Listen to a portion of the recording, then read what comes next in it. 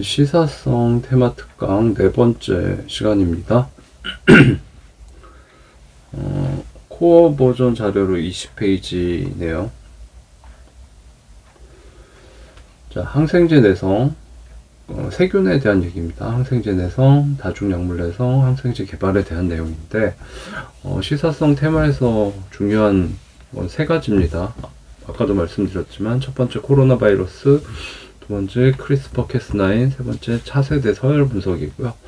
다음 테마로는 이 슈퍼 박테리아나 항생제 내성을 선정을 했는데, 얘는 중요도가 앞에 세 가지에 비해서 많이 떨어집니다. 그래서 꼭 필수적으로 공부하셔야 되는 부분은 아니고요.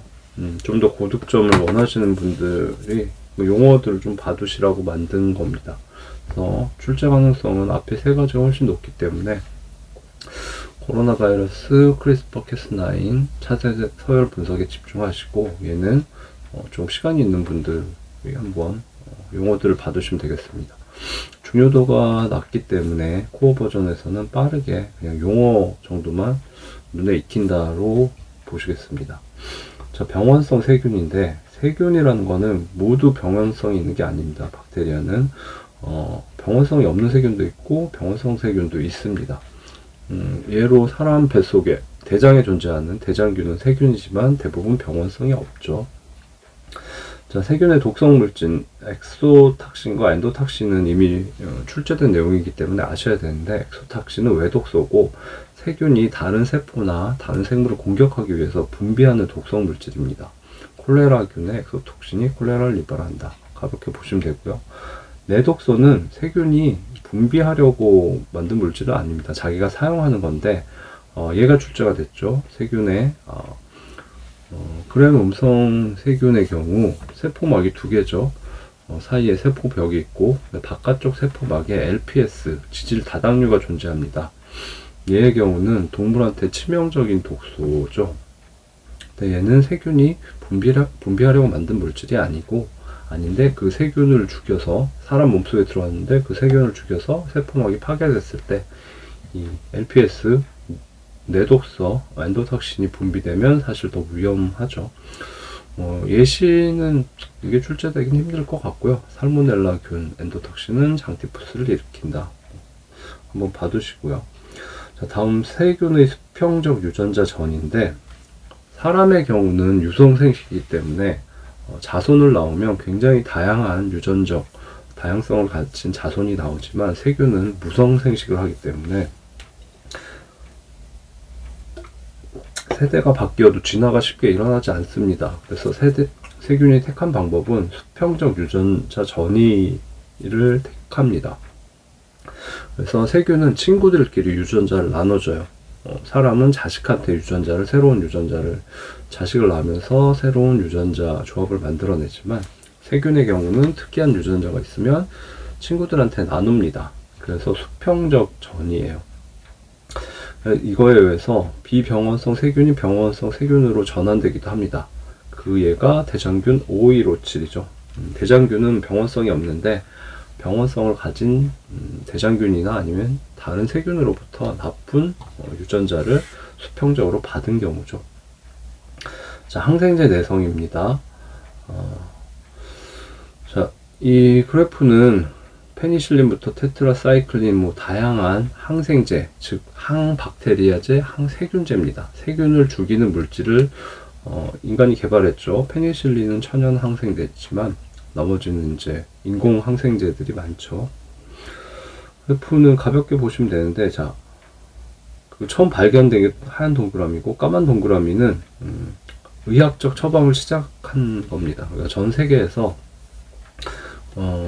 의사들이 처방을 하면 약사들이 그 약을 공급을 해서 전 세계 사람들이 먹기 시작한 거죠. 이 빨간색은 항생제 저항성, 그러니까 이 페니실린이라는 항생제에 죽지 않는 세균이 발견된 시기들입니다. 보시면 페니실린 처방하고 얼마 안 됐었죠. 테트라사이클린도 그렇고 에리스로마이신, 콜리스틴은 좀 예외적인 거라서 안 보셔도 되고, 이렇게 쭉 보시면 까만 처방 시점부터 저항성을 가진 세균이 발견되기까지 사실 10년, 얘는 좀 길죠. 길죠. 십몇 년, 몇 년 내에 항생제 저항성을 가진 세균들이 발견이 되었습니다. 무섭죠? 그래서 현재 항생제 저항성 증가 속도는 새로운 항생제 개발 속도보다 빠릅니다. 인공적인 항생제를 계속 개발을 했는데, 개발하고 전 세계에서 처방하고 나면 몇 년 안 돼서 그 항생제에 죽지 않는 세균들이 발견되기 시작한 거죠. 항생제로 세균을 죽이지 못하면 사실 대응 방법이 별로 없습니다. 굉장히 무서운 상황이죠. 자, 자연 선택도 중요한 역할을 합니다. 세균은 굉장히 빠르게 증식하죠. 그래서 세대가 바뀌기 때문에 항생제 저항성이 빠르게 전파될 수밖에 없습니다. 그래서 인간이 항생제를 많이 사용하고 남용하면 자연 선택에 의해서 특정 여기 페니실린의 저항성을 가진 세균들이 살아남고 나머지는 죽어버립니다. 그럼 그 저항성을 가진 세균의 비율이 굉장히 높아지면서 전 세계에 퍼지게 되는 거죠. 그다음에 수평적 유전자 전이에 의해서 항생제 저항성 유전자를 가진 세균이 다른 세균들한테 쫙 퍼뜨립니다. 더 큰 문제는 다중약물 내성, 멀티드러그 레지스턴스 MDR이라고 하는데, 어떤 세균은 페니실린에도 저항할 수 있는 유전자를 가지고 테트라사이클린에도 저항할 수 있는 유전자, 벤코마이신에도 저항할 수 있는 유전자, 그 모든 항생제에 대해서 어떤 항생제를 처방을 해도 죽지 않는 세균이 생기죠. 그게 멀티죠. 그래서 다중 약물에 대해서 내성, 저항성을 가진 세균들이 등장을 했습니다. 굉장히 무섭죠. 자, 그럼 예시로 보면 폐결핵균은 좀 위험한데 다중 약물 내성으로 가진 폐결핵균이 세균이 발견이 됐고 전 세계에 퍼져 있습니다. 그래서 슈퍼벅 폐결핵균이라고 불리는데, 강한 약품을 투입을 해야 겨우 사람이 살아남을 수 있을 정도로 위험하죠. 자, MRSA라는 용어도 한번 기억하시는 게 좋은데, SA는 황색 포도상 구균의 약자입니다. 스타필로코커스 아우레우스인데, 아우레우스는 아우라, 실제로 황금색을 얘기하는데 한국에서는 황색이라고 하고요. 스타필로는 포도처럼 몽글몽글한 형태, 코커스는 동그란 균을 말합니다. 그래서 스타필로코커스 아우레우스를 번역한 게 황색 포도상 구균이고요. 약어로 SA라고 합니다. 이 황색 포도상 구균은 사람이 많이 가지고 있는데 병원성이 원래 없습니다. 근데 얘가 메티실린이라고 굉장히 강력한 항생제인데, 이 항생제에 저항을 갖게 돼서 메티실린 레지스턴스 S 아우레우스라고 불리는데, 얘는 굉장히 위험합니다. 메티실린에도 저항하면 사실 더 강력한 항생제가 몇 개 없기 때문이죠. 그 중에서도 대표적인 게 USA 300 클론이라고 하는데, 잘 모르겠는데 미국에서는 이제 이게 문제가 됐었던 것 같습니다. 그냥 용어 본 적이 있다 정도로 보시면 되고요.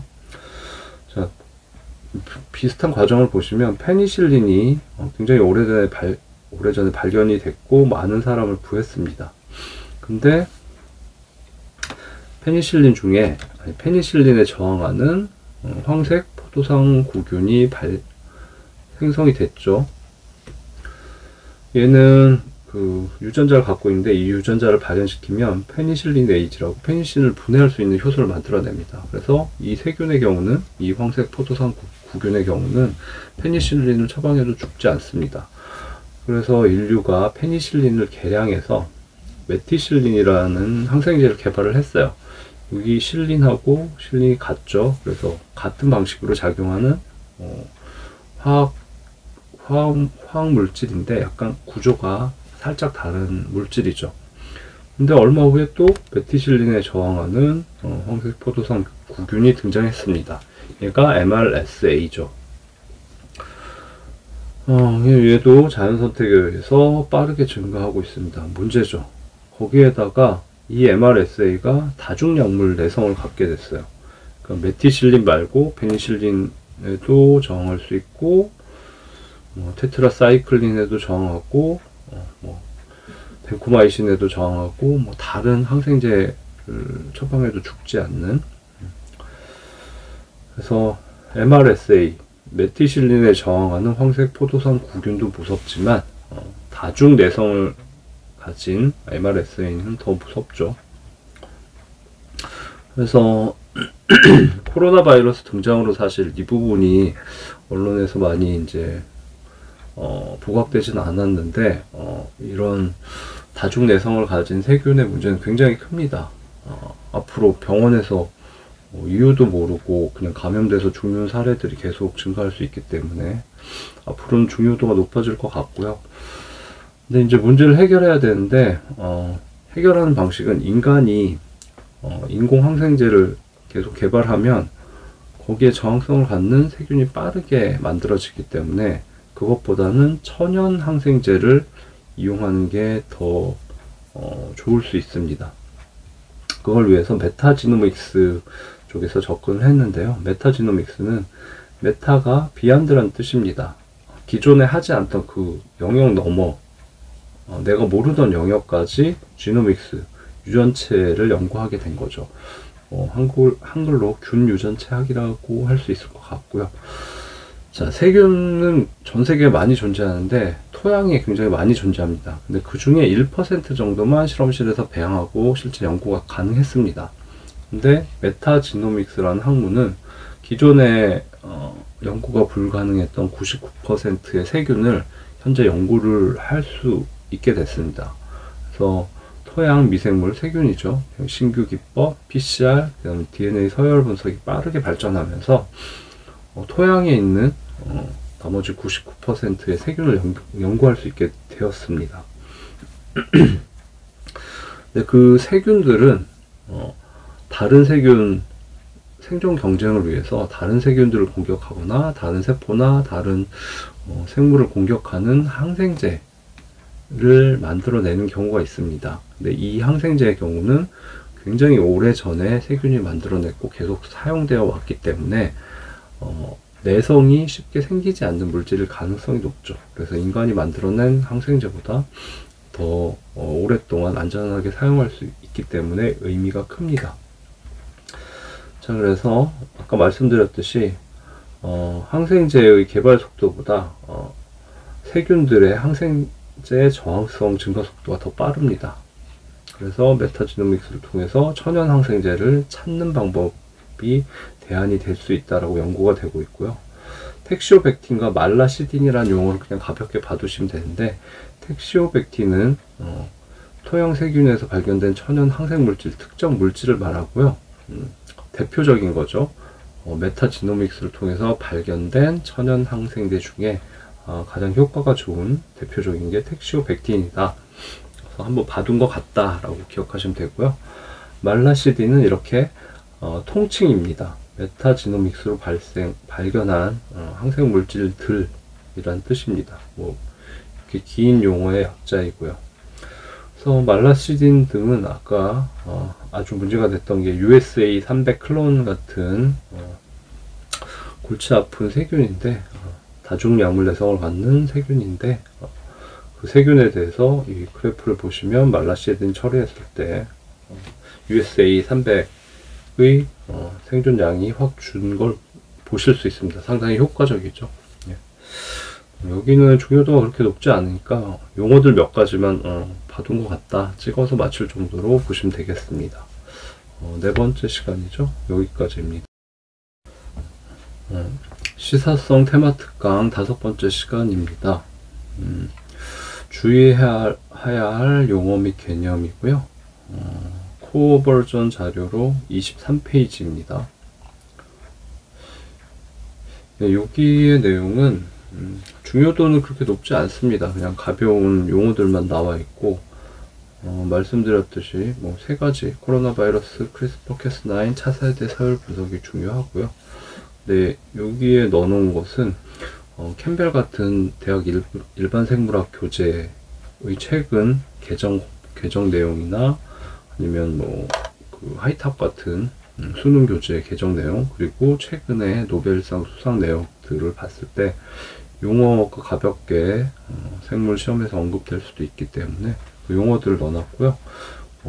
아주 꼼꼼하게 공부하신다기보다는 그냥 가볍게 그런 용어 본 것 같다, 찍을 수 있다 정도 보시면 되겠습니다. 첫 번째 면역 항암제고요. 2018년에 노벨상을 받았는데, T세포는 면역세포고, 특히 사이토탁식 T셀, 즉 세포 독성 T세포의 경우는 바이러스에 감염된 세포나 아니면 종양세포를 찾아내면 세포 사멸 물질을 뿌려서 자살, 세포 사멸이죠. 에이팝토시스가 일어나서 죽게 만듭니다. 웃기는 건 암세포는 종양세포 중에 가장 극악한 세포인데, 얘는 T세포 수용체에다가 먼저 공격을 하는 거죠. 특정 단백질을 뿌려서 T세포의 공격 기능을 무력화하는 현상이 연구되었습니다. 황당하죠. 이걸 잘 연구하면 면역세포가 암세포를 이길 수 있도록 돕는 물질을 연구를 해서 항암제로서 뛰어난 항암제를 개발할 수 있겠죠. 그게 면역 항암제입니다. 용어의 개념 찍을 수 있을 정도로 보시면 되고요. 생체시계의 경우는 2017년 노벨상이고, 인체를, 생체시계를 제어하는 분자 메커니즘, 주로 단백질이나 특정 물질이 발견된 거죠.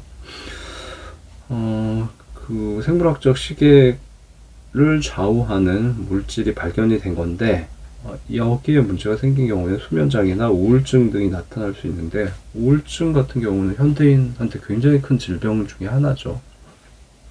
그렇기 때문에 노벨상 수준에서 연구가 되고 있고요.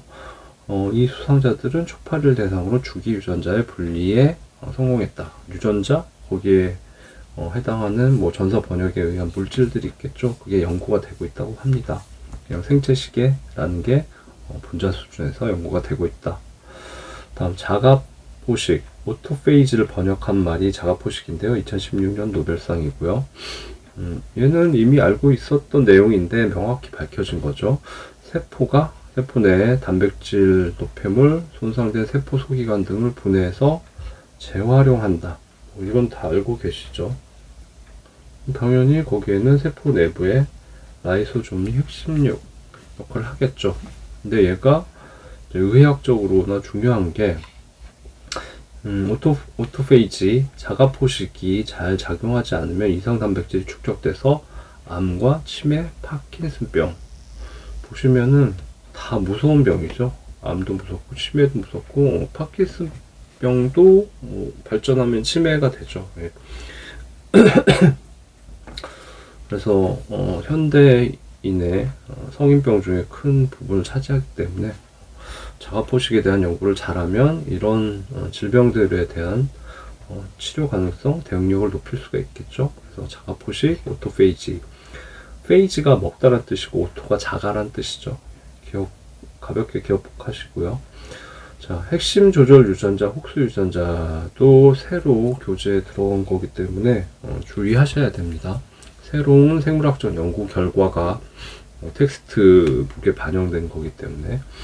핵심 조절 유전자는 이미 기출문제에 출제가 되어 있으니까 아셔야 되는 거고, 핵심 조절 유전자가 발현이 되면 이에 의해서 하위 조절 유전자들이 또 연쇄적으로 발현되고, 또 그 조절 단백질들이 그 하위 조절 유전자들을 발현시키게 돼서 캐스케이드 반응, 연쇄적인 반응에 의해서 순식간에 빠르게 세포 수준에서는 분화가 일어나고 개체 수준에서는 기관 형성이 이루어집니다. 그래서 핵심 조절 유전자의 개념은 아셔야 되는 거고, 그 다음에 요 몇 가지는 암기하셔야 됩니다. I, 마이오디, 엔트피, UBX. I 유전자는 이미 출제가 됐죠. 그 다음 마이오디는 근육세포를 만드는 핵심 조절 유전자고, 엔트피는 초파리의 다리, UBX는 초파리의 평균곤에 관련된다. 보셔야 되고요. 그 다음에 여기 혹수 유전자도 기억을 하셔야 되는데, 자, 곤충의 경우는 이렇게 세 개의 체절로 구분이 되죠. 이렇게 머리 체절, 가슴 체절, 배 체절인데, 머리에서는 이렇게 뭐죠? 안테나, 더듬이가 나와야 되고, 여기 입도 생겨야 되겠죠. 가슴 체절에서는 이렇게 다리들이 나와야 되고, 날개가 나오고, 배체제에서는 이렇게 내장 기관들이 생성이 돼야 되겠죠. 이게 각 체절에 정확하게 그 기관, 뭐 안테나나 입이나 눈이나 다리나 날개, 이런 내장들이 형성되도록 하는 그 유전자가 혹수 유전자죠. 그래서 혹수란 말 기억하셔야 되고, 그 다음에 NP UBX 유전자는 혹수 유전자에 포함된다 까지 용어들을 가볍게 봐두시면 되겠습니다.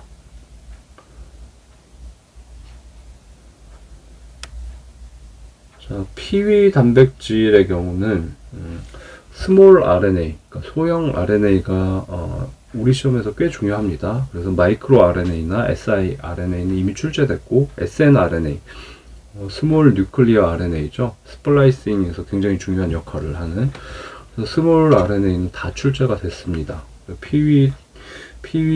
piRNA는 새로 등장한 개념이기 때문에 한번 봐두셔야 되고요. 자, 일단 피위 단백질을 아셔야 되는데, 줄기세포의 분화라는 용어를 잘 기억하셔야 되고요. 자, 세포가 분화를 하죠. 분화를 한다는 거는 세포가 일반 세포에서 특정 기능을 가진 세포로 바뀌게 되는 거죠. 나는 원래 수정란과 똑같은 일반 세포였는데 나는 간세포가 될 거야 라고 시작하면 분화가 되는 거죠. 간세포가 되려는 세포는 간세포에 필요한 유전자들은 계속 전사 발현을 해야 되기 때문에 DNA를 풀어진 상태로 유지해야 되지만, 필요 없는 유전자들은 좀 컨덴세이션, DNA를 응축을 해서 발현되지 못하도록 만들어야 됩니다. 내가 간세포가 될 건데 각막세포의 크리스탈린 유전자를 쓸 일이 없잖아요. 그럼 그 DNA를 좀 응축시켜서 봉인을 해둔다고 해야 되죠. 사용하지 않도록. 또는 뭐 이자세포에서 사용하는 인슐린 유전자다. 간세포 입장에서는 필요가 없거든요. 걔를 응축시키게 됩니다. 그래서 세포가 분화한다는 것은 자신의 기능에 필요한 유전자는 놔두지만 필요 없는 유전자는 응축시키고 봉인을 해서 앞으로 사용하지 않도록 만드는 과정이 필요하죠. 그 개념에서 접근하시면 되고요. 자, 피위 단백질의 경우는 분화에 중요한 역할을 하는 단백질이다 라는 거 아시면 되고요.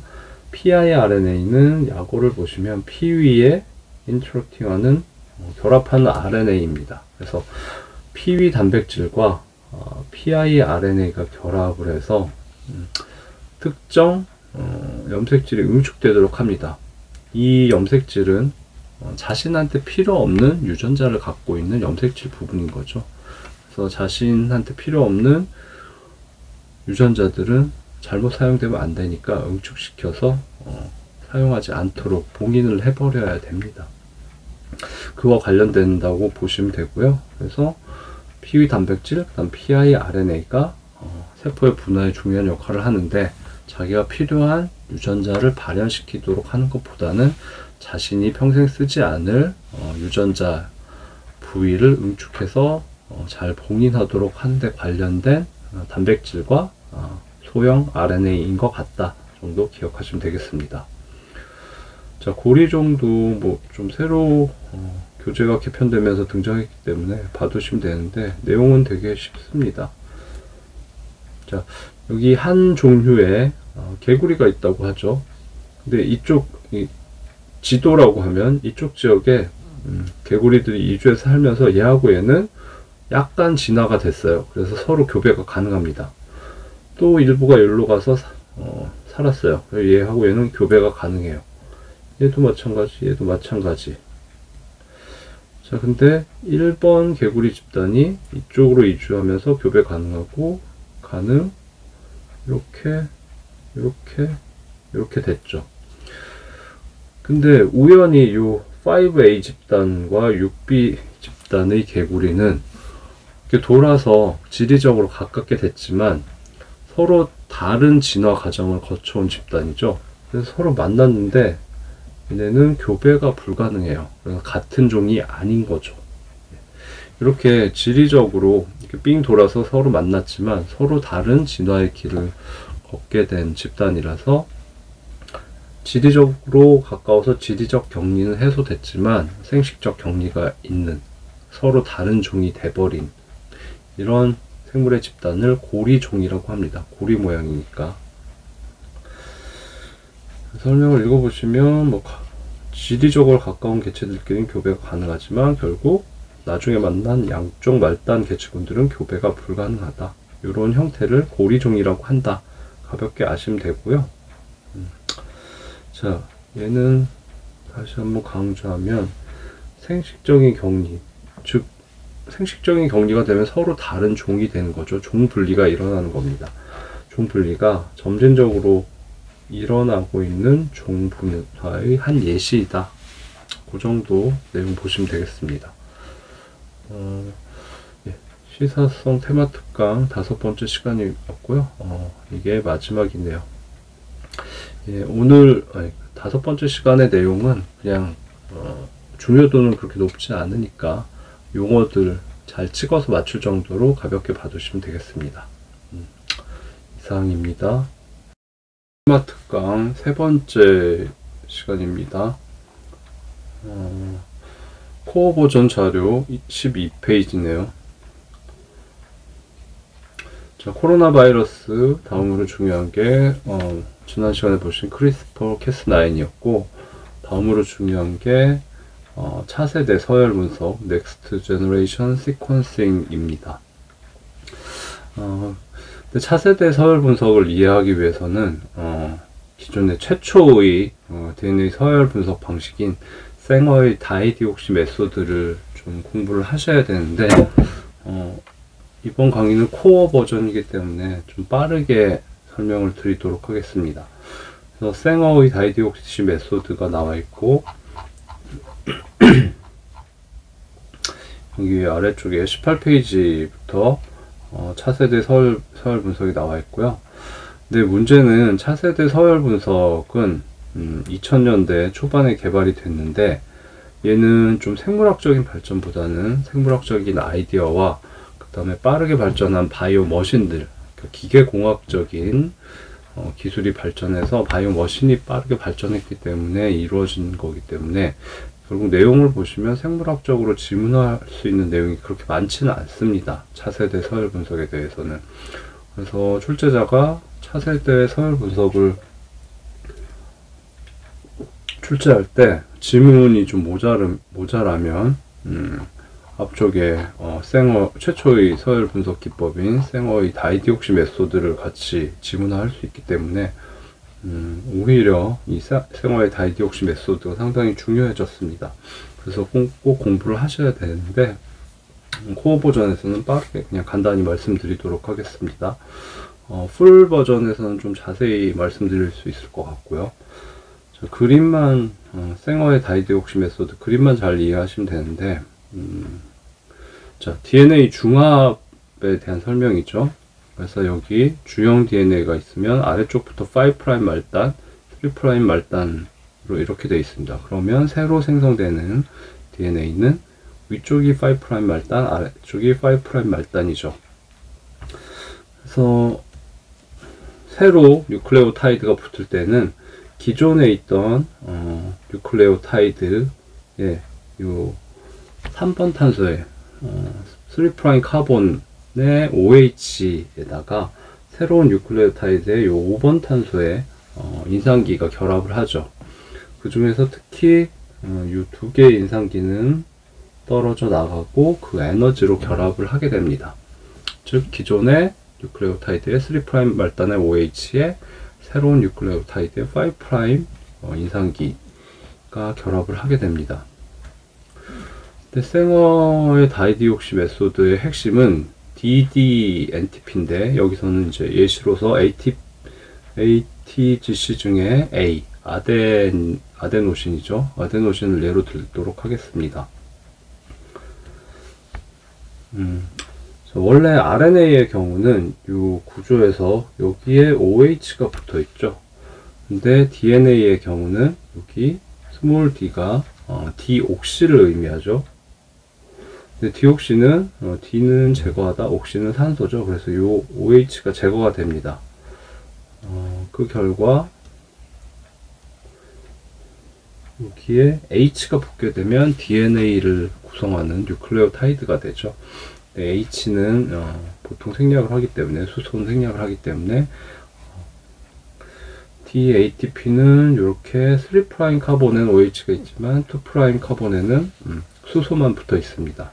근데 생어는 DD ATP, DDNTP를 사용했죠. 그래서 DDATP를 예로 들면 DD는 다이디옥시의 약자죠.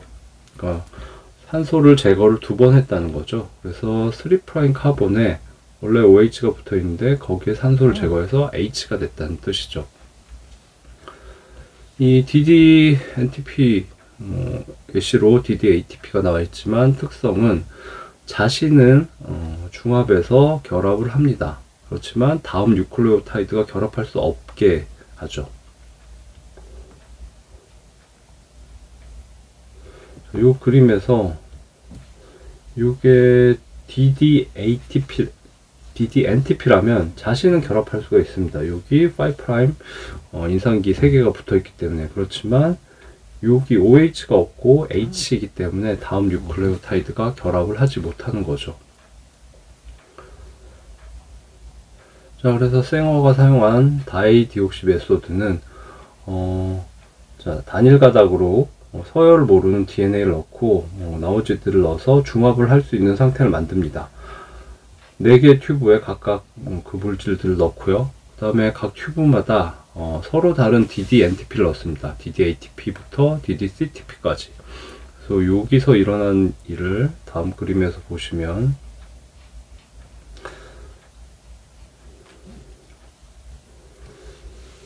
자, 여기 프라이머가 이 부분이 붙어 있고, 자, T하고 C는 결합을 했는데 이 튜브에는 DCTP하고 DDCTP가 같이 들어있죠. DCTP가 이렇게 붙게 되면 계속 중합을 해나가게 됩니다. 근데 운이 안 좋게 DDCTP가 결합하게 되면 얘는 다음 뉴클레오타이드가 붙지 못하기 때문에 중합이 멈춥니다. 그래서 요런 DNA 절편들이 계속 쌓이거나 아니면 DCTP가 결합한 DNA 절편들은 계속 중합을 하게 됩니다. 마찬가지로 이 시점에 주형 DNA가 G이면 DCTP가 결합한 경우에 계속 중합을 하게 되지만 DDCTP가 결합하면 다시 중합을 멈추죠. 이런 절편들이 또 쌓이게 됩니다. 마찬가지로 여기서도 여기 17번에서도 같은 일들이 일어나죠.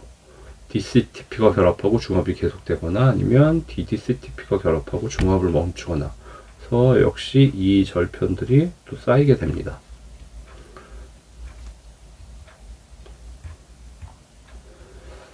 그래서 여기 7번, 14번, 17번이 서열이 G였고, 그러면 상보적인 뉴클레오타이드는 CCC였죠. 7번, 14번, 17번이죠. 그래서 전기 운동을 하게 되면 7번, 14번, 17번에서 DDCTP가 붙어서 중합이 멈춘 DNA 절편들이 축적되면서 이렇게 밴드가 나타나게 됩니다. 그래서 각각 4개의 튜브를 전기 운동을 4개의 레인으로 각각 하게 되면 이런 패턴이 나타나고 이 서열들을 하나씩 읽어가게 되면 원래 주형 DNA의 서열을 알게 되죠. 그게 생어의 다이디옥시 메소드였고, 얼마 후에 생어의 다이디옥시 메소드에서는 4개의 튜브에다 각각 중합 반응을 일으키고 4개의 레인으로 전기 운동을 해야 되는 불편함이 있었기 때문에 NTP에다가 각각 다른 색깔의 형광물질을 붙여서 형광법이 개발되었죠. 그래서 형광법에서는 하나의 튜브에서 중합 반응을 일으키고 그 다음에 하나의 레인을 사용해서 전기 용동을 하면 주로 컴퓨터에 연결돼서 컴퓨터 소프트웨어가 서열을 분석하게 됩니다. 자, 여기까지가 생어의 다이디옥시 메소드고 1세대 서열 분석 방법이었고요. 자, 차세대 기계,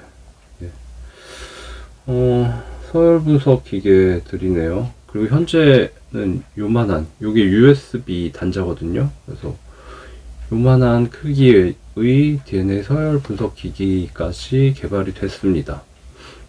얘는 아마 4세대 정도 될 거고요. 얘가 거의 24시간 내에 사람의 DNA 서열을 다 밝힐 수 있는 기계로 알고 있습니다. 역사를 간단히 보시면 생어가 발표한 게 77년, 그래서 뭐 노벨상을 받았죠. 그리고 차세대 서열 분석이라고 할 수 있는 건 여기 2000년대 초반에 개발이 됐습니다.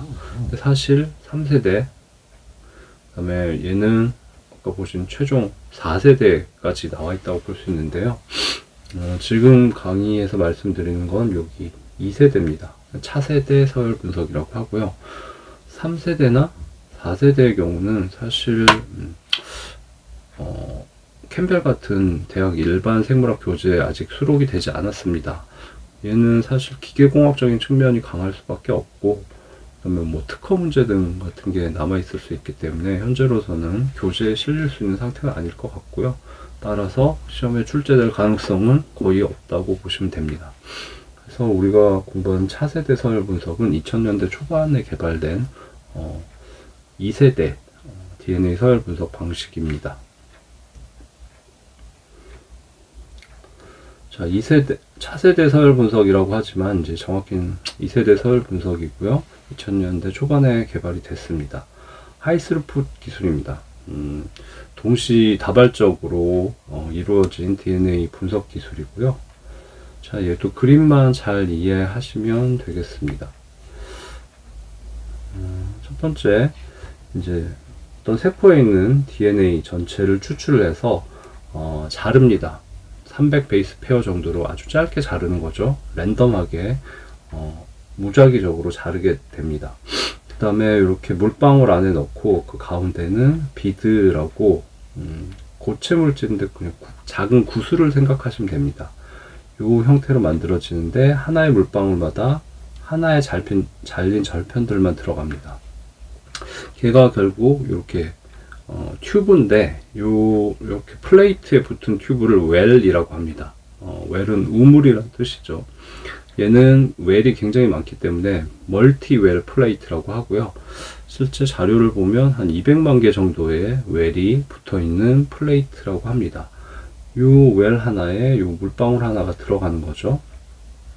이 물방울에는 하나의 이중가닥 DNA가 들어있는데 숫자가 부족하기 때문에 PCR을 통해서 개수를 늘린 다음에 단일 가닥 상태로 만들어서 여기 비드 구슬에다가 붙입니다. 그리고 DNA 폴리머레이즈 중합 효소를 첨가해 주죠. 이 부분을 확대하면 여기 비드 구슬에 고형 물질에 이렇게 단일 가닥 서열을 모르는 주용 DNA가 붙어 있고, 이쪽이 5', 이쪽이 3'이 됩니다. 그 다음에 짧은 프라이머를 이쪽 5', 3'으로 붙여주게 됩니다. 여기 200만 개의 웰마다 다 다른 300 베이스 페어의 DNA 단일 가닥들이 이렇게 비드 구슬에 붙어 있는 거죠. 그러면 이 200만 개의 웰을 기계에 세팅을 해놓고 ATGC라고 표시가 되어 있죠. A는 DATP, DNA를 이룬 뉴클레오타이드 중에 아데노신 트라이포스페이트죠. 다음은 DTTP, DGTP, DCTP를 분주할 준비를 합니다. 그러면 분석을 시작하면 처음에 DATP를 200만 개 웰에다가 동시에 분주를 합니다. 사실 이 웰은 굉장히 작은 웰이죠. 분주를 한 다음에 워싱을 해서 씻어냅니다. 그 다음에는 DATP를 분주하고 워싱하고, 그 다음에 200만 개 웰에다가 DCTP를 분주하고 워싱해서 씻어버리고, 그 다음에 DGTP, DCTP를 분주하고 씻어버리는 방법. 단계를 계속 반복하게 됩니다. 그래서 하나의 웰에서 일어나는 일을 보시겠습니다. 여기 이쪽에 이제 비드 구슬이 있고, 거기에 서열을 모르는 단일 가닥 300 베이스 페어의 DNA 한 가닥이 존재하죠. 기계가 이제 200만 개의 웰에다가 전부 다 DATP를 빠르게 분주를 합니다. 분주는 나눠서 주입을 한다는 뜻이죠. 근데 보시면 여기 프라이머가 있고, 다음 이 주형 가닥의 서열이 T인데 상보적인 게 A죠. 그래서 DATP가 마침 여기 딱 결합할 수가 있는 거죠. 그래서 DNA 폴리머레이즈 중합효소도 들어있으니까 결합을 합니다. 결합을 하면 아까 보셨듯이 DATP 원재료는 트라이포스페이트 인산기 3개짜리입니다. 그 중에 인산기 2개가 떨어져 나오고 결합을 하게 되죠. 그 인산기 2개가 떨어져 나온 거를 보통 PPI라고 표시를 합니다. 인산기 2개라서 여기 I는 이노르게닉, 무기인산이란 뜻이죠. 인산기는 유기물에 붙어 있으면 유기인산, 혼자 떨어져 나오면 무기물이기 때문에 무기인산이 되죠. 이노르게닉 포스페이트라서 PPI라고 합니다. 정확히는 인산기 2개면 파이로포스페이트라고 하는데 시험에 나올지는 모르겠습니다. 자, 근데 이 웰 안에는 PPI가 떨어져 나오면 유리된다고 하죠. 유리된 PPI가 존재하면 빛을 내는 물질이 들어 있습니다. 그래서 PPI가 떨어져 나오는 순간 이 웰은 번쩍하고 빛을 내게 됩니다. 여기 보시면 이게 200만 개의 웰이 있는데, 그 중에 어떤 것들은 DATP가 결합하면서 빛이 번쩍 나고, 어떤 것들은 안 나겠죠. 그 패턴을 캠코더나 컴퓨터가 이제 기록을 하게 되죠. 자, 다음은 이 그림인데, 이번에는 아까 전에 이렇게 DATP를 분자한 다음에 씻어줍니다. 워싱을 하죠. 가운데 여기 비드 고체 물질에다 DNA를 붙인 거는 얘가 씻겨나가지 않도록 하는 거죠. 자, 그러면 불필요한 성분들이 제거됐고, 두 번째 이제 이 그림을 보시면 DTTP가 200만 개의 웰에 분주가 됩니다. 근데 여기 이 웰에서는 다음 주형 DNA 가닥에 서열이 G이기 때문에 DCTP가 와야 결합을 할 수 있습니다. 그래서 DTTP는 결합하지 못하고 이렇게 날아가 버리게 되죠. 그러면 발광을 하지 않고 넘어갑니다. 다음 여기도 C가 와야 되는데 DGTP이기 때문에 발광을 하지 않습니다. 마지막으로 요 그림인데 이번에는 주형 가닥의 서열 G의 상보정이 C, 즉 DCTP가 분주가 됐죠. 그러면 얘가 결합을 하게 되고 PPI가 유리돼서 떨어져 나옵니다. 그러면 용액 속에 있던 발광 물질이 반응을 해서 이렇게 빛이 번쩍하고 나게 되죠. 그걸 보고 A를 분주했을 때는 여기 발광했어. 그 다음에 T를 분주했을 때는 여기 발광했어. 이 데이터를 전부 기록을 했다가 분석을 하면 되겠죠. 뭐 카메라 같은 걸 사용을 해서 컴퓨터가 소프트웨어적으로 분석을 하게 됩니다. 그러면 각 모든 웰에 있는 서열이 최종적으로 다 밝혀지겠죠. 자, 그래서 긴 DNA지만 300 베이스 페어로 잘린 절편들이 200만 개의 웰에 따로 분리가 돼서 각각 서열들이 밝혀집니다. 그러면 전체 긴 DNA 자체의 서열 전체를 컴퓨터 프로그램으로 소프트웨어로 분석할 수 있게 되죠. 이게 차세대 서열 분석, 2세대 서열 분석 방식입니다. 1세대 방식하고는 좀 많이 다르죠. 1세대 방식은 좀 정통적인 방식이었지만 2세대는 이렇게 기기공학이 발전하면서 바이오 머신들이 빠르게 발전했기 때문에 200만 개의 작은 웰을 다룰 수 있는 기술이 생겼고, 동시에 빠르게 200만 개의 웰에 각각 특정 물질을 분주하고 워싱할 수 있는 기술들이 생기면서 하이스루프 기술입니다. 동시 다발적으로 처리하는 기술이죠. 그래서 그 부분을 이해하시면 되고요. 한 가지 조금 이해가 어려울 수 있는 부분은 사람의 DNA는 30억 베이스 페어입니다. 그걸 300 베이스 페어씩 잘라 놓으면 조각조각이 돼서 300 베이스 페어 서열 자체는 알 수 있지만 이 서열이 어느 위치에 있었던 건지를 알 수가 없잖아요. 그걸 어떻게 알지? 근데 지금 이 300 베이스 페어로 자를 때 랜덤으로 잘랐기 때문에 자, DNA가 이렇게 생긴 DNA가 여기도 잘리고 요만큼도 잘리고 요만큼도 잘리고 요만큼도 잘리고 이렇게 잘리는 거죠. 그래서 요 각각 모든 잘려진 DNA들의 서열을 알게 되면 여기 오버래핑 되는 부분이 있겠죠. 요것들을 컴퓨터 프로그램이 찾아냅니다. 그래서 쫙 이어붙이면 30억 베이스 페어도 쉽게 그 서열을 알 수가 있습니다. 요 설명이 그 부분이고요. 그래서 현재 1세대 방식은 소규모 DNA 서열 분석에만 사용된다. 그 다음에 3세대 서열 분석 내용이 이제 캠벨에 있어서 간단히 쓰긴 했는데 얘는 출제 가능성은 별로 높지 않은 것 같습니다. 자, 3세대 서열 분석만 해도 나노 사이즈로 발전을 했습니다. 그래서 생체막, 세포막 같은 생체막이죠. 세포막 같은 막에다가 단일 가닥 DNA를 작은 구멍을 통해서 통과시킵니다.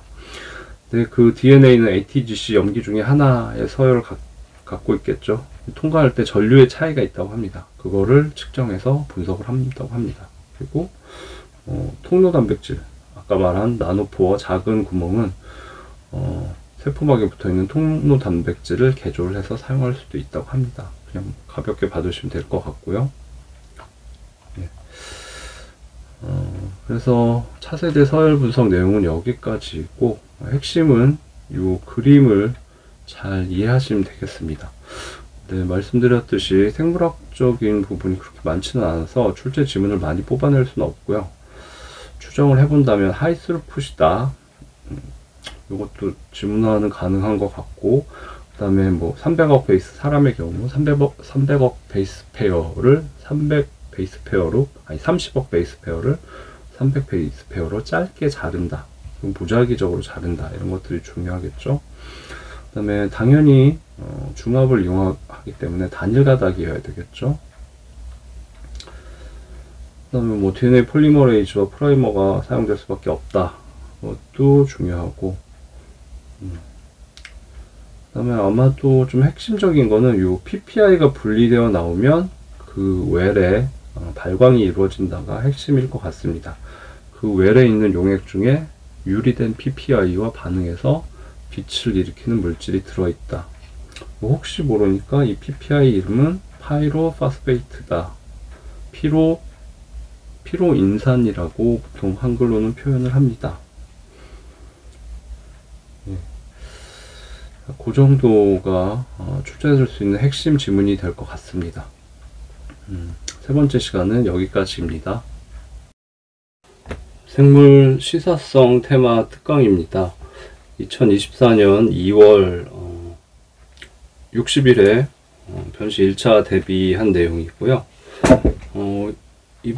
올해는 시사성 테마 특강을 두 가지 버전으로 준비하도록 하겠습니다. 시험까지 시간이 얼마 안 남았기 때문에 그 풀 버전하고 그 다음에 코어 버전, 좀 컴팩트한 버전 두 가지로 준비를 할 거고요.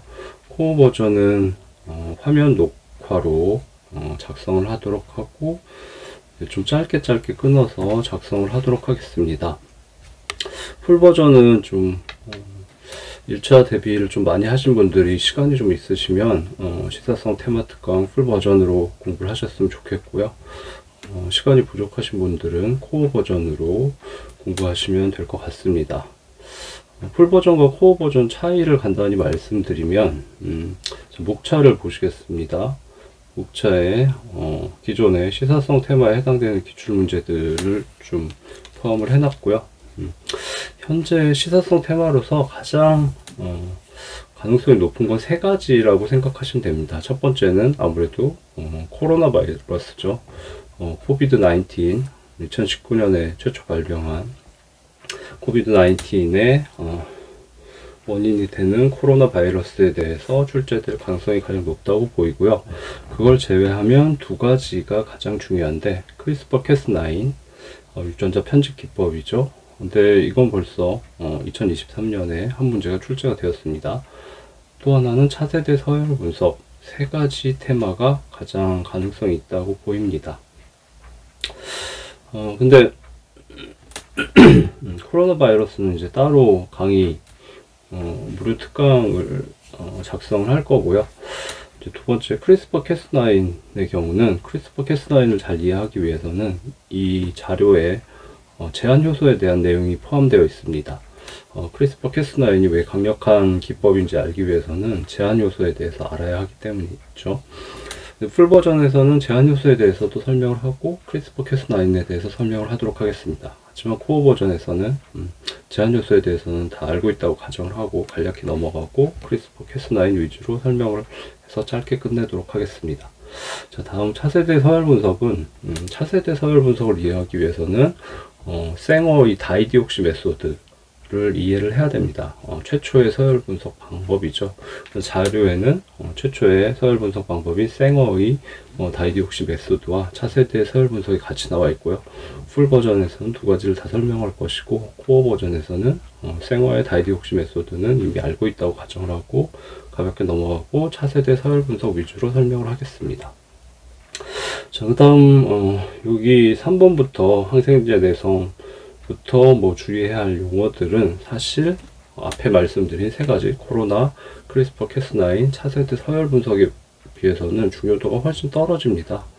그래서 뭐 공부를 여유가 있으신 분들은 이것까지 보완을 해서 보완을 하시면 좋겠지만, 시간이 부족하신 분들은 중요도가 떨어지니까 자세히 보시지 않아도 될 것 같고요.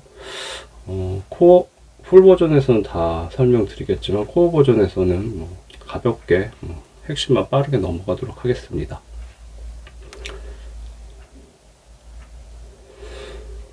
첫 번째는 시사성 테마에 해당되는 기출 문제인데, 최근 15년간 12문제가 기출이 됐습니다. 그냥 리스트만 보여드리고요. 질병 관련해서는 시사성 테마는 기본서에 내용이 없어도 좀 중요한 이슈들이 발생하면 출제가 되어 왔고요. 대표적인 게 조류독감, 2014년에는 5157, 14년 프라이온, 광우병 관련해서 출제가 되었습니다. 당연히 코로나도 출제 가능성이 높겠죠. 2022년 정도에 사스코브트, 이제 코비드-19 코로나 병을 유발하는 사스코브트라는 공식 명칭이죠. 사스코브트에 대한 문제가 출제됐지만 실제로 그 내용을 보시면 RT-PCR 문제지 사스코브트 문제라고 보기 힘듭니다. 그래서 코로나 바이러스인 사스코브트는 언제든지 다시 출제될 수 있다고 보입니다. 두 번째는 15년간 생명공학 기술 관련해서 6문제가 출제가 됐는데, 세포사멸,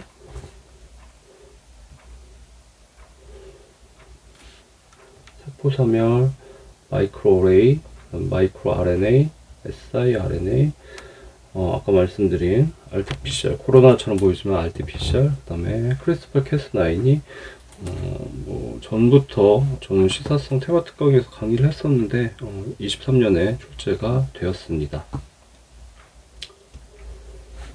한 6가지 정도고요. 그래서 크리스퍼-캐스9의 경우 다시 출제될, 이미 한번 출제가 됐기 때문에 다시 출제될 가능성이 그렇게 높지는 않은데, 다시 출제될 수도 있고, 아니면 다른 문제에 뭐 지문 5개 중에 뭐 1개, 2개가 포함될 수도 있기 때문에 현재로서는 주의하셔야 된다고 봅니다.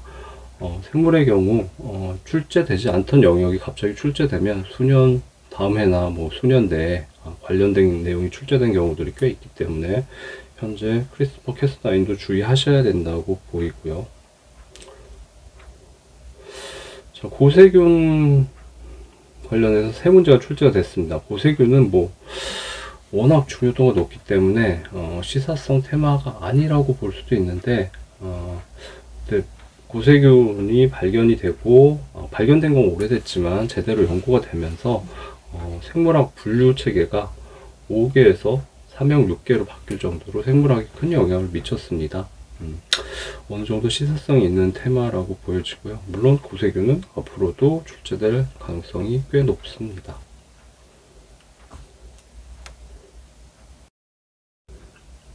네, 시사성 테마 특강 두 번째입니다. 말씀드렸듯이 코로나 바이러스가 가장 중요하고, 그건 다른 강의에서 말씀드리고, 두 번째로 중요한 크리스퍼 캐스9입니다. 유전자 편집 기법이고, 올해 2023년에 출제가 되었죠.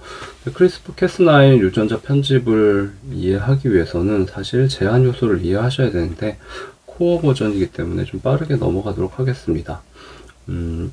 유전자를 원하는 부위를 자를 때 기존에는 몇십 년간 제한 요소를 사용을 해왔습니다. 제한 요소의 특성은 여러 가지 종류가 있고, 그 다음에 점착 말단이 생성되는 제한 요소가 있고, 평활 말단이 생성되는 제한 요소가 있습니다. 제한 요소는 자기가 좋아하는 인식 서열만 자를 수 있고, 다른 서열은 절대로 자르지 못합니다. 그 다음에 제한 요소가 인식하는 서열은 펠린드로믹, 회문 구조죠. 다음 페이지에 설명이 있는데, 회문 구조 예시를 보시면 5'에서 3' 쪽으로 읽으면 AAATTT죠. 아래쪽도 5'에서 3' 쪽으로 읽으면 AAATTT입니다. 이렇게 앞에서 읽어도 뒤에서 읽어도 동일한 구조를 펠린드로믹 회문 구조라고 하죠. 제한 요소의 경우는 인식하는 서열이 전부 다 회문 구조, 펠린드로믹한 구조를 갖습니다. 근데 제한 요소는 굉장히 뛰어난 유전자 가위로서 오랫동안 사용되어 왔지만 좀 큰 문제점이 있었는데요. 예를 들면 이렇게 긴 DNA가 있을 때 이 부분이 내가 잘라서 갖고 싶은 부위라고 하죠. 그러면 이 전체 서열을 알고 있어야 됩니다, 보통. 그래서 그 컴퓨터 프로그램, 소프트웨어를 돌리게 되면 이렇게 표시가 됩니다. 여기는 PST가 자를 수 있는 위치, 여기는 이콜라이가 자를 수 있는 위치, 여기는 뱀H1이 자를 수 있는 위치. 근데 이쪽 부분은 자를 수가 없는 거예요. 불필요한 부분이지만. 그래서 어쩔 수 없이 제한 요소는 종류마다 인식하고 자르는 특정 서열이 정해져 있기 때문에 내가 원하는 이 서열에서 가장 가까운 데 위치하는 제한 요소 인식 서열 사이트를 찾아서 거기까지만 자를 수 있습니다. 이 부분이 불필요하게 포함되는 건 어쩔 수가 없습니다. 만약에 이쪽에는 가장 가까운 게 여기가 힌트3 위치가 여기 있다 그러면 이만큼이 불필요한 부분이 어쩔 수 없이 포함되게 되죠. 그래서 제한 요소는 강력하지만 이런 상당히 큰 단점이 있습니다. 내가 원하는 그 부위를 정확하게 자를 수는 없습니다. 그걸 극복한 게 크리스퍼 캐스9이기 때문에 굉장히 강력하죠. 크리스퍼 캐스9은 설명을 보시면 아시겠지만 내가 원하는 부위를 임의로 조정해서 정확하게 자를 수가 있습니다. 자, 크리스퍼 캐스9 진 에디팅 유전자 편집이죠. 우리나라에선 유전자 갑이라고 부르기도 하는데 용어를 먼저 좀 어렵기 때문에 보셔야 되는데, 크리스퍼라는 말은 알파벳 6글자로 되어 있죠. 그 중에 SPR 이 부분을 먼저 이해하시는 게 좋습니다. 자, SPR은 Short Palindromic Repeat죠. 짧은 펠린드로믹은 아까 회문 구조였죠. 앞에서 읽어도 뒤에서 읽어도 동일한 서열. 짧은 회문 구조가 반복되는 부분입니다. 근데 그 SPR이 클러스터드 모여 있습니다. 이건 당연한 게 같은 기능을 하는 DNA 서열이기 때문에 세균의 DNA에 존재하는데 특정 위치에 같이 모여 있을 수밖에 없습니다. 또 한 가지는 regularly interspaced. 이 SPR 사이에 간격이 있습니다. 그거를 스페이서라고 하는데, 그 그 스페이서의 길이가 동일해요. SPR 사이의 간격이 동일해서 규칙적인 간격으로 배열되어 있다. 그래서 그걸 쭉 붙인 게 크리스퍼고, Clustered Regular Interspaced Short Palindromic Repeat입니다. 그래서 크리스퍼죠. 뭐 이걸 풀 스펠링까지 기억하실 필요는 없는데 의미를 한번 체크는 해보셔야 되고요. 자, 그 다음에 캐스9는 여기 캐스9는 크리스퍼, 아까 말씀드린 DNA 상의 서열이죠. 크리스퍼와 연결되는 단백질 9번이다. 얘는 DNA 이중 가닥을 중간을 절단할 수 있는 효소입니다. 당연히 효소니까 단백질이고요.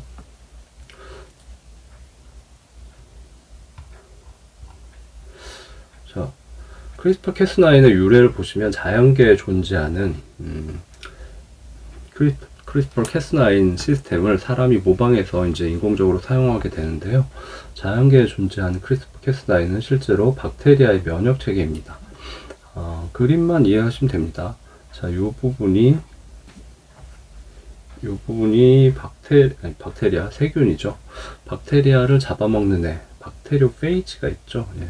박테리아를 감염시키는 바이러스인 박테리오페이지입니다. 박테리오페이지가 박테리아, 세균을 감염시키면 자신의 DNA를 세균 안에 이렇게 밀어넣게 됩니다. 이 세균은 이 페이지라고 하겠습니다. 박테리오페이지 DNA의 일부를 조그맣게 잘라서 그거를 자신의 DNA 일부에 집어넣게 됩니다. 이 부분, 요 부분이 세균이 갖고 있는 크리스퍼 부분입니다. 다시 반복하면 SPR, Short Palindromic Repeat, 짧은 회문 구조가 반복되죠. 그게 요 회색 부분, 이게 SPR입니다. SPR은 Clustered, 한 DNA 상에 한쪽에 모여 있죠. 당연히 같은 기능을 가지니까. 그 다음에 Regularly Interspaced, 서로 간격이 이 초록색으로 표시된 SPR, Short Palindromic Repeat 사이의 간격이 스페이서인데 이 길이가 동일합니다. 이 스페이서 부분에다가 아까 자른 페이지의 DNA 일부를 집어넣는 겁니다. 이유는 잘 기억하기 위해서요. 그래서 다음에 같은 페이지가, 박테리오페이지가 재감염시키게 되면 빠르게 죽이기 위해서입니다. 자, 그래서 이제 동일한 페이지, 시간이 지났어요. 동일한 페이지, 박테리오페이지가 같은 세균을 다시 감염시켰습니다. 그럼 이 세균이 깜짝 놀라서 요 크리스퍼 지역에 있는 이 스페이서들, 이거는 자신을 감염시켰던 박테리오페이지 DNA들을 여러 개를 모아놓은 거죠. DNA 절편들을 전사를 하게 됩니다. 그럼 전사를 하면 이제 RNA가 형성이 되겠죠. 이 RNA와 캐스9, 아까 특정 DNA 이중 가닥을 자르는 핵산 분해 효소였죠. 캐스9을 결합시킵니다. 그리고서 얘가 상부적인 서열을 찾아다닙니다.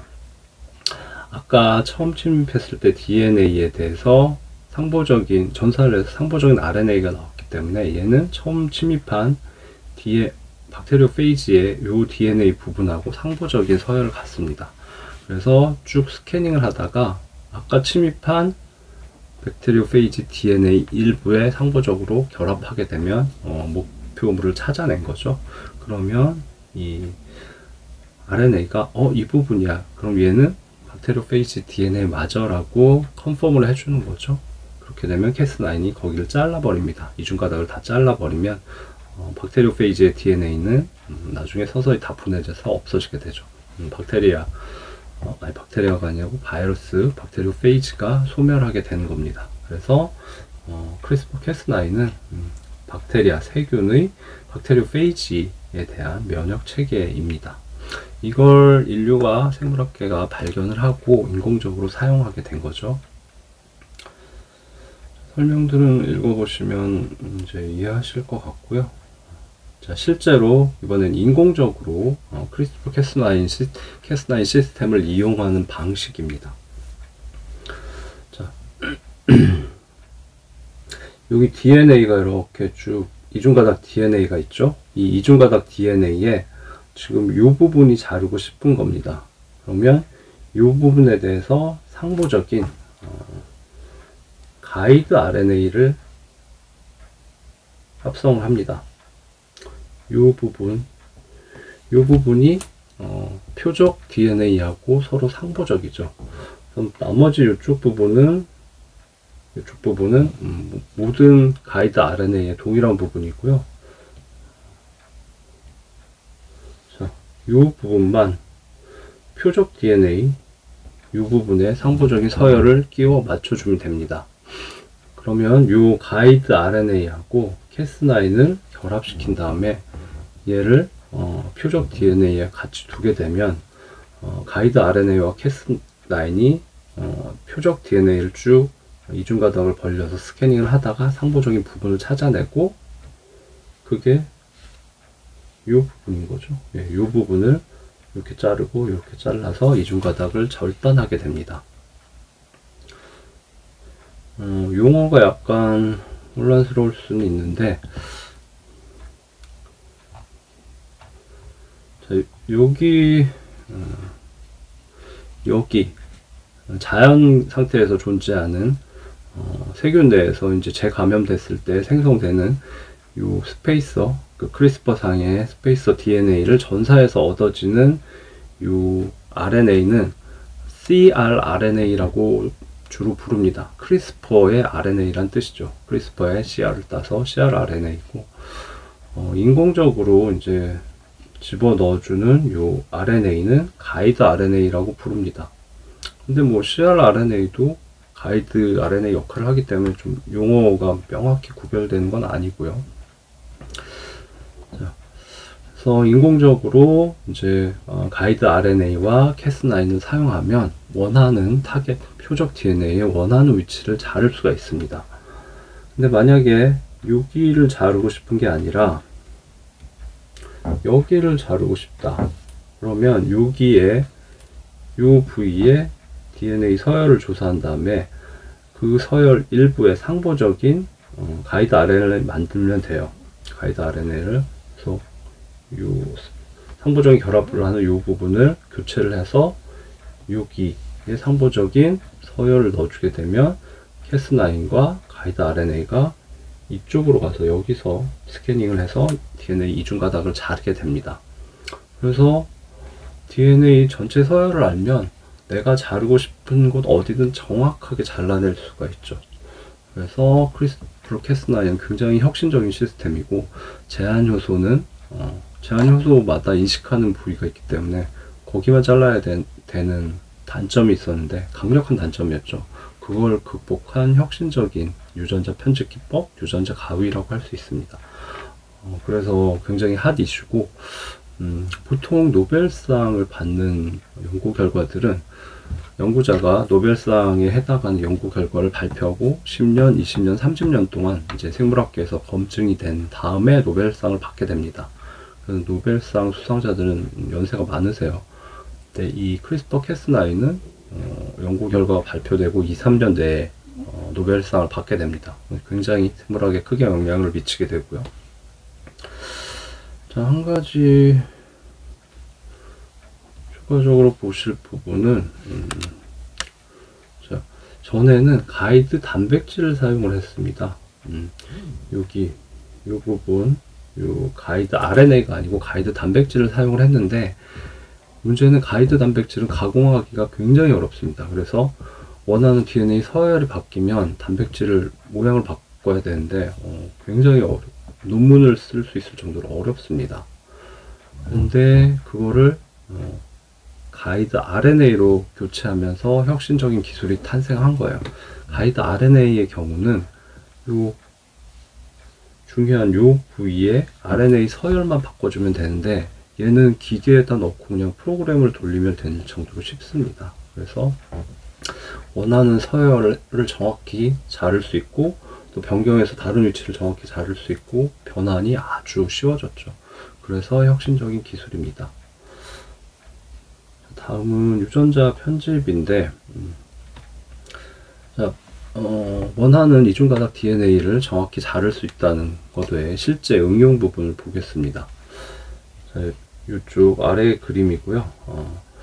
자, 지금 요 이중가닥 DNA를 크리스퍼 캐스9이 이렇게 잘랐는데, 요 이중가닥 DNA가 살아있는 세포에 들어있는 DNA라고 가정을 하겠습니다. 자, 여기를 자르면 첫 번째 일어나는 건 좌측을 보시면 됩니다.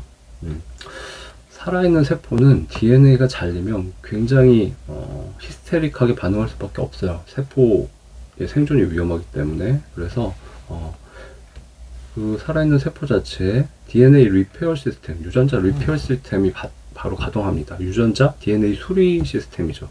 그래서 DNA가 잘려 있어, 큰일 났어 그러면 그 DNA 리페어 시스템이 잘린 부분을 빨리 이어주게 됩니다. 근데 이 세포의 리페어 시스템의 목적은 정확하게 원래 DNA를 복구한다. 복구하면 좋지만 그러기가 쉽지가 않거든요. 일단 잘린 부분을 빠르게 붙인다는 개념이기 때문에 실수가 좀 있습니다. 그래서 DNA 염기 서열 한두 개를 실수로 끼워 넣고 봉합하기도 하고, 한두 개를 결실시키고 잘라버리고 봉합하기도 합니다. 그래도 DNA 붙였으니 다행이야. 자, 이 기능을 이용해서 유전자 기능 연구를 할 수가 있습니다. 자, 이 부분을 잘랐는데 이 부분이 특정 유전자인 거예요. 그러면 DNA 서열 두 개가 삽입되거나 결실되면 보통 이 유전자는 그 기능을 잃게 됩니다. 전사 번역을 해도 엉뚱한 단백질이 나오게 되죠. 유전자 DNA의 서열을 밝히는 건 이제 기계가 차세대 서열 분석도 굉장히 빠르게 DNA 서열을 밝힐 수 있습니다. 그런데 유전자의 기능을 밝히는 건 지금도 상당히 어렵습니다. 근데 여러 가지 방법을 쓰기도 하는데, 유전자 낙다운 또는 낙아웃 기법을 씁니다. 좀 유사한 개념이고요. 여기 있는데, 특정 유전자의 기능을 상실시켜서 그 유전자의 기능을 연구하는 겁니다. 방법은 쉽습니다. 자, 하나의 세포가 있는데 이 세포가 빨간색이에요. 그러면 그 세포 안에는 염색체가 있고 굉장히 긴 DNA들이 있고 그 일부가 유전자죠. 특정 유전자를 이 유전자가 작용을 못하게 만들었습니다. 어떤 방법으로든 전사와 번역이 안 되도록. 그랬더니 이 세포가 빨간색이었는데 무색으로 바뀐 거예요. 그러면 이 유전자의 기능은 이 세포가 붉은색을 띠도록 하는 뭔가와 관련이 있겠구나 라고 추정을 할 수 있겠죠. 그런 식으로 유전자의 기능을 찾아갑니다. 유전자의 기능을 연구하는 건 쉽지가 않고, 그래서 유전자 낙다운, 낙아웃 방법을 쓰는데, 유전자 낙아웃으로서 이 크리스퍼 캐스9이 굉장히 강력한 그리고 효과적인 방법이 될 수가 있는 거죠. 자, 그래서 이 좌측 그림은 유전자의 기능을 연구할 수가 있습니다. 유전자 파괴를 통해서. 자, 우측 그림은 이렇게 잘랐어요. 근데 주변에다가 미리 이중가닥 주형 DNA 절편 조각을 삽입을 해 놓습니다. 그러면 이 세포에 유전자 리페어 시스템, 수리 시스템이 가동을 할 때 이 잘려 있는 조각을 보고 야, 얘가 아까 잘리면서 떨어져 나온 조각인가 보다라고 생각을 하고 얘를 중간에 넣고 봉합을 해버립니다. 자, 이 기능을 이용하면 첫 번째 돌연변이를 치료할 수 있습니다. 만약에 이쪽에 여기 요만큼이 이제 돌연변이가 있다고 생각을 하면 여기하고 여기를 크리스퍼 캐스9으로 자릅니다. 그 다음에 요만큼에 해당되는 정상 서열 DNA를 따로 만들어서 이렇게 넣어주는 거죠.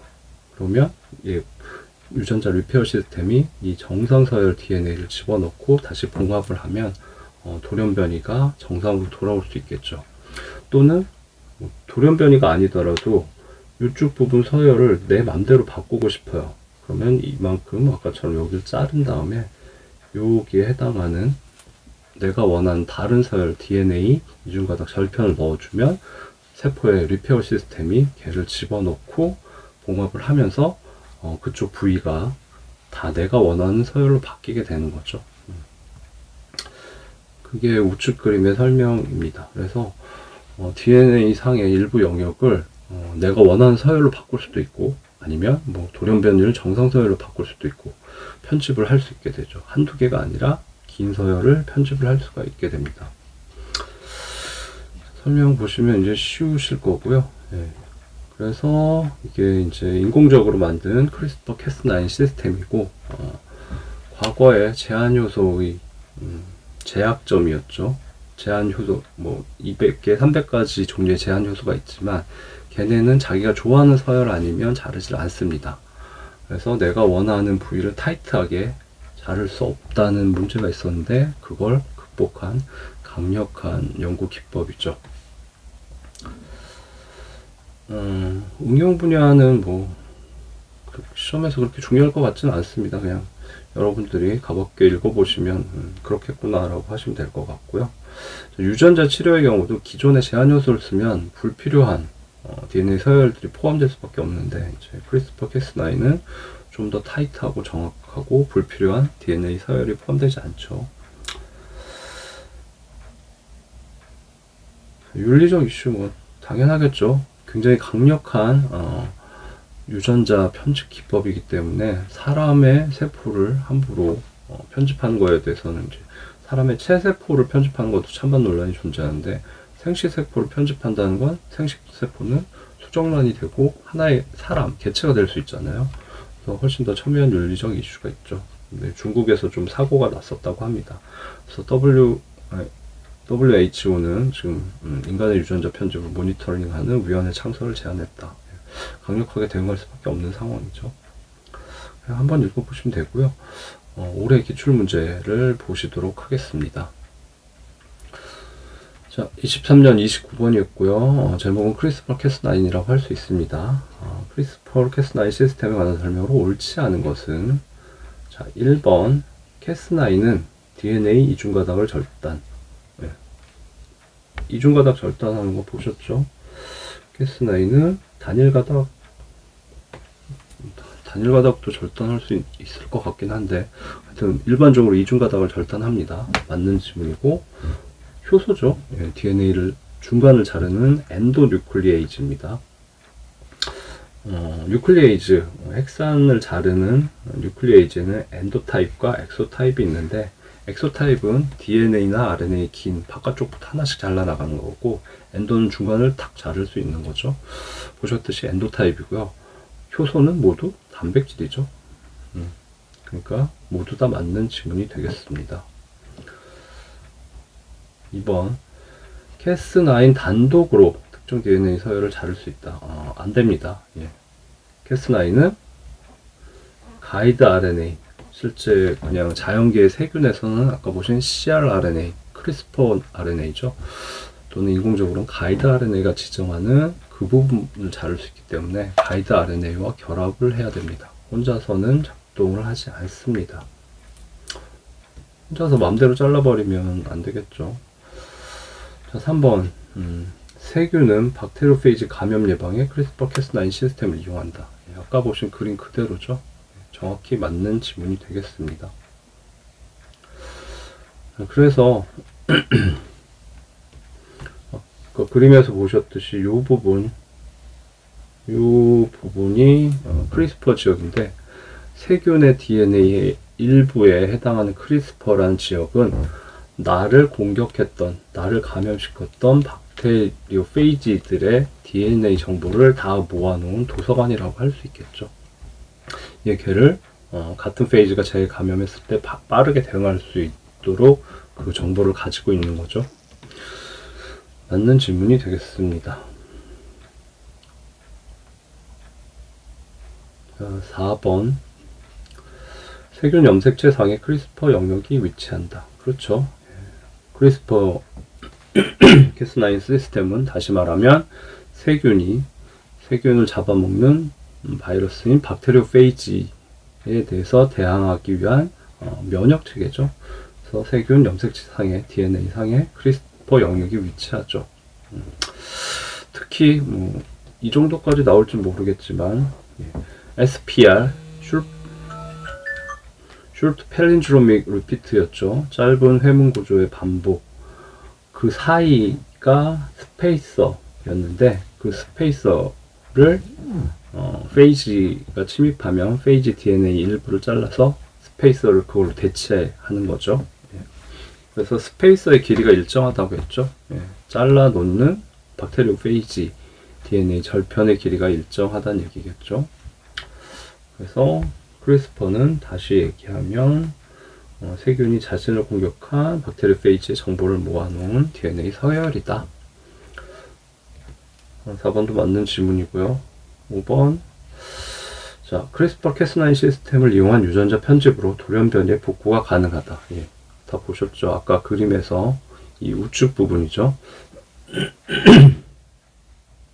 자, 그래서 돌연변이 부분을 여기는 한 부분만 자른 것처럼 보이지만 돌연변이가 있는 부분을 이렇게 잘라버리고 정상적인 서열의 DNA 이중가닥 절편을 넣어두면 살아있는 세포는 DNA 리페어 시스템, 수리 시스템이 작용해서 얘를 중간에 끼워 넣고 DNA들을 서로 연결을 합니다.